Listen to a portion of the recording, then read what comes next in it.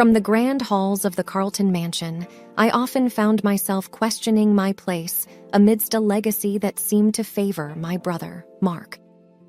The journey I embarked on, driven by my desire to be more than just the overlooked daughter of a grand lineage, was fraught with challenges, doubts, and unexpected turns. As I navigated the tumultuous seas of family politics, ambitions, and loyalties, I discovered that my place in this vast tapestry was not determined by birthright, but by the choices I made. While the world was enamored by Mark's golden aura, I carved a path for myself, one that diverged from the well-trodden trails of the Carlton dynasty. It led me to humble beginnings, despite the family's vast wealth, and eventually to the creation of a venture that was solely mine. But as the winds of time shifted, I was once again drawn into the epicenter of the family storm, one that threatened to engulf our legacy. In this tale, you'll find more than just the rise and fall of business empires. It's a deeply personal account of my struggles and triumphs, of bonds tested and mended, and of the painful realization that sometimes the heaviest chains are those that bind family together. Join me as I take you through the corridors of the Carlton mansion, into the heart of a family torn apart by pride and ambition, and my relentless quest to prove my worth.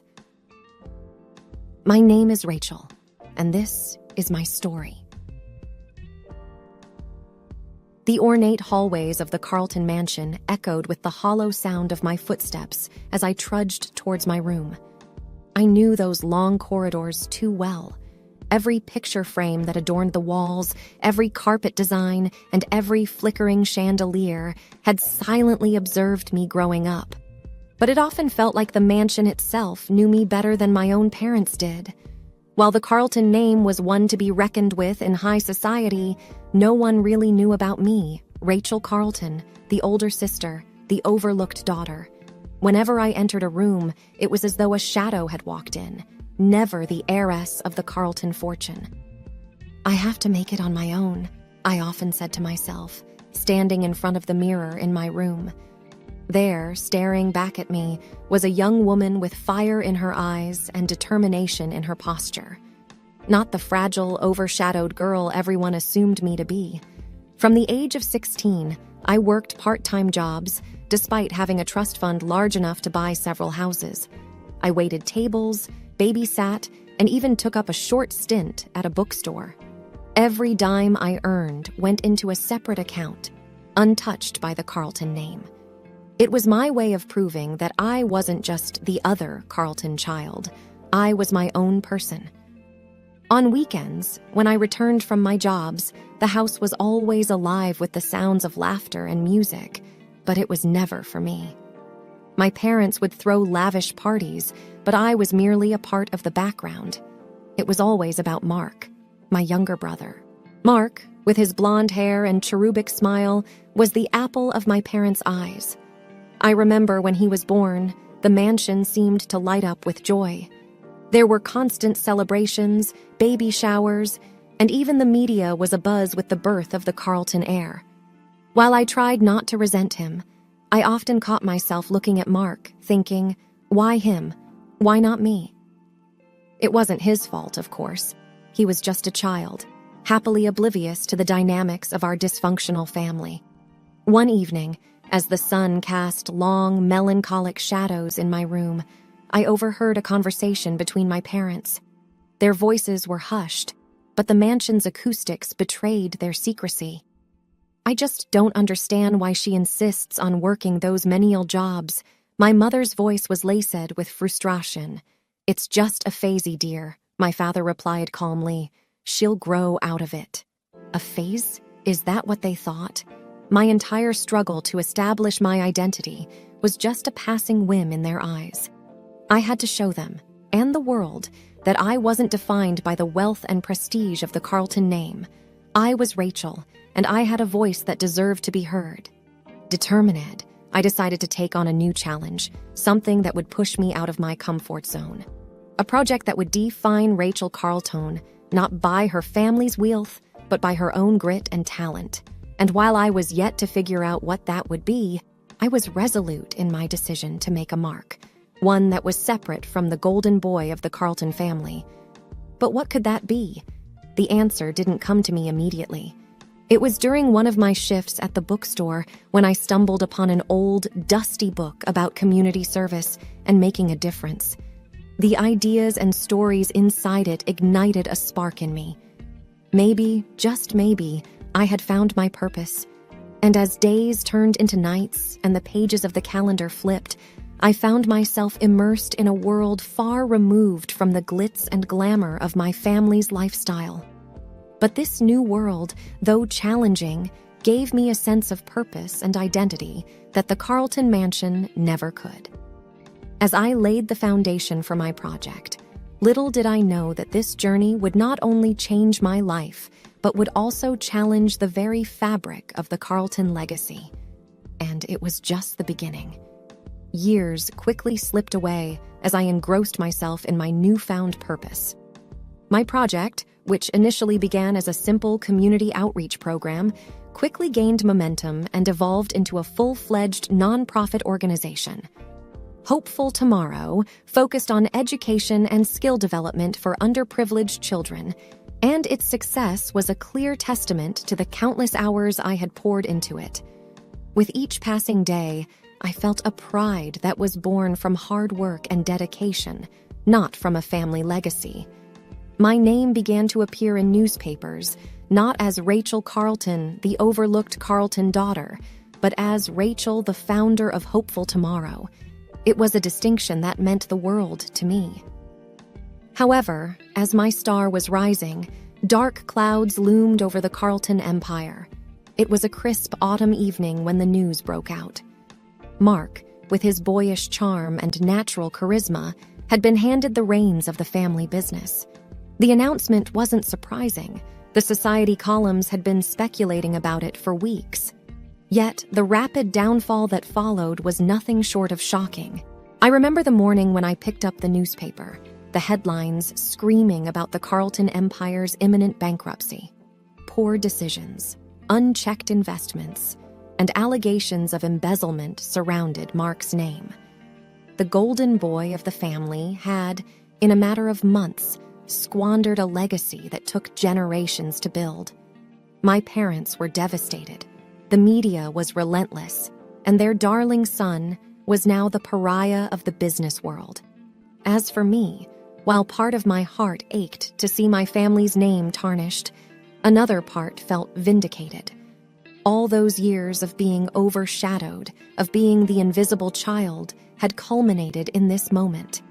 But I wasn't one to bask in another's downfall. Harnessing my success and the substantial personal wealth I had amassed over the years, I took a bold step. I started Carlton Revive Inc., a company aimed at resurrecting the crumbling family business. While many saw it as a foolhardy endeavor, I saw it as a challenge, a chance to not only restore the family name, but also to prove my worth once and for all. It was not easy. The task at hand was Herculean. Days turned into nights, nights into days, as I grappled with debts, angry creditors, and a demoralized workforce. But where Mark had failed, I thrived. My experiences, my failures, my time away from the Carlton shadow had all prepared me for this. During this tumultuous time, Mark and I crossed paths more frequently than we had in our entire lives. Our conversations, once filled with veiled envy and silent resentments, now took on a different tone. "I'm so sorry, Rachel," Mark said one evening, genuine remorse in his eyes. We stood in the now nearly empty Carlton mansion, the tangible signs of the family's decline surrounding us. "You should have never been put in a position to clean up my mess," he continued, voice breaking. "It's not just about cleaning up, Mark. It's about proving that being a Carlton doesn't mean we're entitled. We have to earn our legacy," I replied, my voice firm. As the months passed, Carlton Revive Inc. started showing signs of turning the tide. Slowly but steadily, the family business was pulled out from the brink of destruction. And as the Carlton name regained its former glory, I realized that I had not only rebuilt a company, but also mended the fractured bonds of a sibling relationship. Mark, humbled by his failures, became my strongest ally, supporting me in every endeavor. Together, we embarked on a journey, not as rivals, but as two siblings united in their goal. And while the world saw the resurrection of the Carlton Empire, I saw a personal victory. The world that had once dismissed me had no choice but to recognize my worth. And in that recognition, I found my redemption. The Carlton Mansion, once echoing with the distant laughter and the clinking of crystal glasses, now wore a cloak of somberness. 2 years had passed since the rise of Carlton Revive Inc., and much had changed. My relationship with Mark had transformed from distant to close-knit, yet the shadow of the past still loomed large. Our mother's birthday was always a grand affair. She had a penchant for luxurious celebrations. And despite the roller coaster of emotions and events the family had experienced, this year was no different. The mansion was abuzz with preparations, floral arrangements, gourmet food, and an orchestra setting up in the grand ballroom. Guests from high society were expected, and every detail had to be perfect. The evening began on a cordial note. Soft conversations, bursts of laughter, and the melodious strains of the orchestra filled the air. Mark and I exchanged pleasantries, reminiscing about childhood memories and shared experiences. The bond felt stronger than ever. Dinner was served in the grand dining hall, a long table adorned with silverware and intricate china. It was during the dessert course, with the golden glow of the chandeliers reflecting off the crystal glassware, that our mother cleared her throat, drawing everyone's attention. "Rachel, darling," she began, her voice sweet, yet with an underlying firmness. "You've done wonders with Carlton Revive. We couldn't be prouder. But I think it's time for Mark to find his footing again. I wish for you to make him a co-owner of your company." The room went silent. I felt every eye on me, gauging my reaction. My heart raced, and a myriad of emotions welled up inside. Surprise, anger, disbelief. "I've rebuilt the company from scratch, Mother," I began, trying to keep my voice calm and measured. "I've poured my blood, sweat, and tears into it. Mark had his chance with the family business, and he lost it." Mark shifted uncomfortably in his seat, his face a shade paler. Our father, always the silent observer, watched the scene unfold with an inscrutable expression. "I'm not saying this to undermine your achievements, dear," my mother continued, her tone imploring. "But he's your brother. Family looks out for each other." "And where was this family when I was overlooked and overshadowed?" I asked, my voice rising with emotion. "Where was this concern for family when I was struggling to find my place in the world?" Mark finally spoke. "Rachel, I don't want charity. I don't want a piece of your company out of pity." My mother shot him a sharp look, as if willing him to stay quiet. The tension in the room was palpable, a heavy weight that threatened to crush us all. Taking a deep breath, I finally responded. "I love you, Mark, and I want nothing but the best for you. But Carlton Revive is my creation, my child. I cannot hand it over, even if it's to my own brother." Our mother's face contorted with a mix of anger and disappointment. "If you can't support your family when they need you the most, then perhaps we have nothing more to say to each other." The aftermath of that dinner was as cold as the winter that followed. Phone calls went unanswered, invitations declined, and the once close bond between Mark and me grew distant once more. The family that had weathered storms together was now fractured, torn apart by pride, legacy, and choices. And as I walked the corridors of the mansion that had witnessed my highs and lows, I realized that sometimes the cost of standing up for what you believe in could be the very ties that bind you.